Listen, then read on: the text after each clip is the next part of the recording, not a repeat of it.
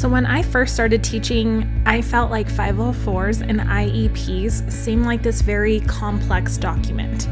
And I really didn't have anyone other than when I went to college to really guide me how you can implement 504s and IEPs in a school setting. Today, my goal is to create a video if you are a parent or a teacher so that you can fully understand 504s and IEPs. Put on the bottom of the screen when I'm going to discuss an IEP, when I'm going to discuss how teachers can implement accommodations in their classroom, and lastly, I will finish if you are a parent, how can you go about getting IEP or 504 services? So first we're going to start with a 504, and I am actually going to read the legal terms of what a 504 is, because there is one specific thing that makes a 504 different than an IEP. So Section 504 of the Rehabilitation Act states that a person with a disability may not be excluded from, denied participation, or be discriminated against by any federally funded program. Section 504 is an accommodation plan that is provided to a student with a disability that affects the student's learning but does not require special education instruction. Section 504 defines a person with a disability as anyone who has a physical or mental impairment which substantially limits one or more major life activity. Major life activities include caring for oneself, walking, seeing, hearing, speaking, breathing, working, performing manual tasks, and learning. A person seeking relief under Section 504 must have a record of the impairment. Once a student receives a 504 plan, the student may be given accommodations. Additional examples of accommodations include tests shall be read verbatim to a student. Student shall receive a cooling off period. Student shall be allowed to tape lectures for a replay, arrange for assistance in carrying books, allow extra time between classes, provide modified eating utensils, a more comfortable style of desk, have teachers prepare outlines of presentations, remove allergens, provided rest periods. So this again means that the student does not need special education services. So a couple examples I would give. I was working with a student one year and I noticed she was really having a hard time in reading. So I always have students read to me out loud. That is really important when you are a teacher. So as she was reading out loud, I noticed there was just something that was off. Then I noticed in small chunks her comprehension was fine. If she had to read longer text, she did have a harder time with comprehension. Mom had reached out to me, let me know that they were having a lot of frustrations with reading at home, so I encouraged them to go get tested. Turns out the student was dyslexic, so we were able to get a 504 within a week that no matter what grade level she goes into, she will be given shorter text to read for comprehension and reading skills. Another example, I had a student with ADHD, and when he saw assignments that were really long, it was very overwhelming. So their 504 stated that he could have his assignments shortened, or you could pick one or two problems on the worksheet for him to do instead of the entire thing. Another example would be if a student needs to take medication or use the restroom every day at 10:30, then that's in their 504 as well. So it's important that if you have any concern, you provide medical documentation so that way we can get the 504 started as soon as possible. At my school, we did not diagnose students. We could do testing and we could get referrals and we could do screenings, but the school did not provide a legal diagnosis for the student. I always encourage outside input just in case there is something going on. You have that documentation right away. So now let's talk about what an IEP is, which is an individual education plan. I commonly see these with students who have a disability or an IQ that is very low compared to their classmates. So that means that they do need special education services. So I'm going to read again some legal terms to you so that way you have an idea of how an IEP is covered under federal law. In 1975, an important federal law was passed. This law said that all children with disabilities have the right to go to public schools. It also said that children with disabilities have the right to a free, appropriate public education. And we use the acronym FAPE. Today, this law is called the Individual with Disabilities Education Act, or IDEA 04. So what does the term special education actually mean? specifically design instruction, adapting content, methodology, or instruction to meet the unique needs of a child with a disability at no cost to the parents. Special education services may take place in the classroom, the home, hospitals, treatment centers, or other settings. So what this means when I was teaching was that a student would be in my classroom for a part of the day and they would receive their special services for the other part of the day. Usually it was in reading and math. So we had a special education teacher who had her own classroom, and these students would go to her classroom and she would provide special services depending on their disability and the needs that they had. So a lot of times with IEPs, you will also hear least restrictive environment. Least restrictive environment. An important part of the law is the requirement for least restrictive environment. This means that services are provided in the general education setting with children who are not disabled to the greatest extent possible. So not always, but sometimes if there is funding, I have heard of other states having reading interventionalists and specialists and math specialists as well. And they would pull the student from the classroom and work one-on-one with them. And when I taught, we did not have those services. So again, they went to the special education classroom. Sometimes you will be provided aides who come in and work with students, but that's not always the case because of funding, and it's just not very common that I saw in my school district in Nevada. In the terms of what special education can look like is students leaving the classroom. Like I had said, they work with the special education teacher, and on the IEP form itself, and I will show an example of an IEP form. The IEP will have all the information on it, where the student is at in math and reading in all subjects, and how many hours of services the students will receive a week or a month. Now I'm going to kind of talk about referral process for teachers and parents and what that can look like. So a referral for special education.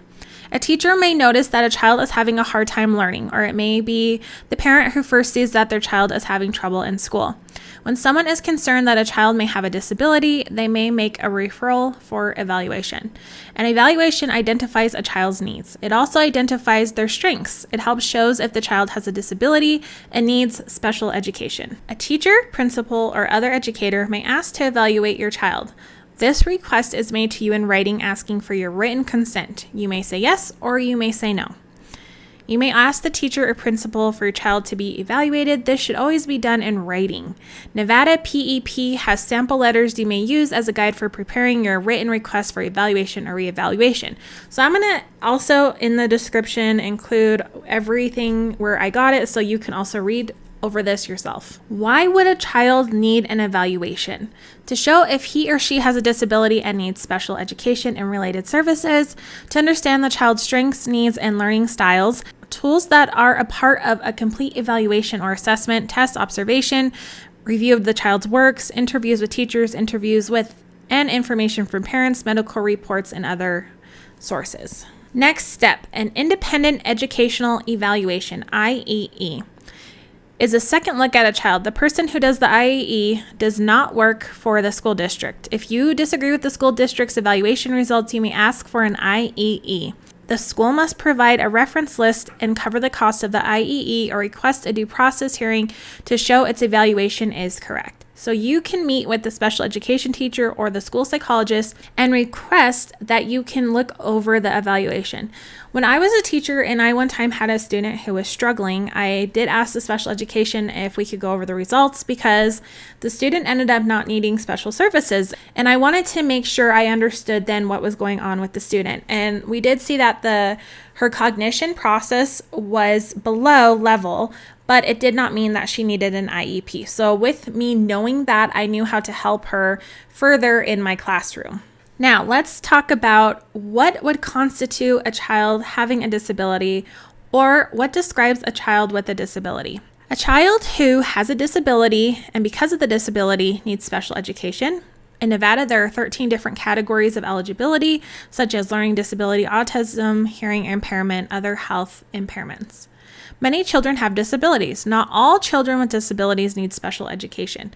School personnel and the child's parents will look at the child's evaluation results. You are part of the eligibility team that makes the decision on your child's eligibility. If you disagree with the decision, let the school personnel know in writing that you disagree. Learn what steps you need to take, ask the school, or call Nevada PEP, so PEP. Make sure you know your laws in your state and make sure you know what you have as a right as a teacher and a parent. Let's look at what is an IEP team. So the purpose of the IEP team meeting is to review the evaluation and to develop an individualized education program.